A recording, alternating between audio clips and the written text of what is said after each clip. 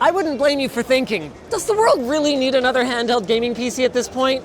But the Zotac Gaming Zone, a prototype of which I'm holding right now, has a pretty unique value proposition. It's got a 7-inch screen, runs at 1080p. Okay, that's not that impressive. But what is that it runs at 120 hertz and is AMOLED with a peak brightness of 800 nits, meaning, that's right, HDR mobile gaming. The only other system capable of that at this time, I believe, is the Steam Deck OLED, right?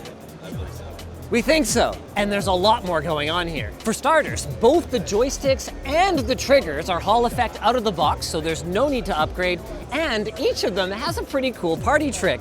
On the joystick, you're gonna find a little dial here, which Zotac says can be reprogrammed to do, I don't know, I guess anything you like. Adjust your screen brightness, adjust the sensitivity of the stick.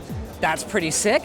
And just like we've seen on high-end controllers like the Xbox Elite series, the triggers can be adjusted for either a long travel or a short travel, depending on whether you need their analog functionality or you just want them to act as a button. And while we're back here, there's more to like. We've got a couple of programmable rear buttons, and look at that, a little kickstand. So cute. Is it adjustable though? No. Luckily, I can adjust to this segue to our sponsor. Thanks to Private Internet Access for sponsoring our 2024 Computex coverage. Their VPN network spans across 6 continents and 91 countries, letting you access your local catalog of content from all over the globe. Plus, with a single subscription, you get unlimited connections, making it easy to run PIA on practically any device. We previously partnered with PIA for years, and they just concluded their second security audit, putting further emphasis on your privacy and security. So go check out PIA using our link in the description for a special deal with a risk-free 30-day money-back guarantee. The good news is, at least it's pretty ergonomic in the hands. There's a nice swept shape to the bottom here, and the spiky bit doesn't end up digging into your palm like it does on the first generation Ally. And since we're looking at the front, there's a lot more to like here. We've got a total of 5 buttons on the front, some of which I believe can be remapped in their software once it comes. We've got 2 touchpads, which are for folks who want to play real-time strategy games, for example, and are considering something like an Ally. And this is cool for the folks that are using these portable PCs as their daily driver machine, and they need to, I don't know, conduct a Zoom meeting or something like that. It's got an integrated webcam. That's flippin' awesome. You could like stream from this thing.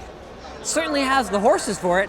Did I mention it's using AMD's 8840U processor, so you're gonna have a total of 8 CPU cores and a 780M GPU. It's got 16 gigs of LPDDR5X memory, a 512 gig SSD in the default configuration, full length though, so you could put in a much bigger one if you wanted to, and has a 48.5 watt hour battery, which means that it will be competitive with the Ally for battery life, but probably not that competitive with the Ally X.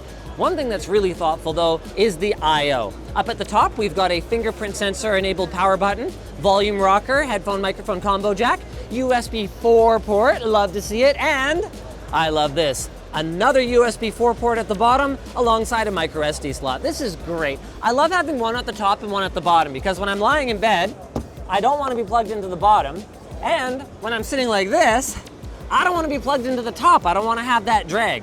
Love to have the option. There are some question marks for me. On a crowded show floor, I'm not going to be able to evaluate how loud the cooling is or how good the speakers sound, but overall, this seems like a very compelling little package. Wow, that looks amazing.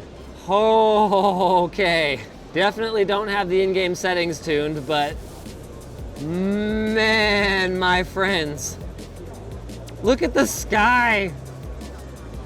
HDR is such a difference maker. Flippin' awesome. Obviously, I'm not gonna be able to evaluate on the color accuracy of the screen in this environment, and even things like the overall fit and finish and the clickiness of the D-pad, although I do kind of like that click, are not final. This is still very much an engineering sample, but it seems like they are well on their way to a pretty competitive looking device. Subscribe to ShortCircuit. That's it, video's over, get out of here.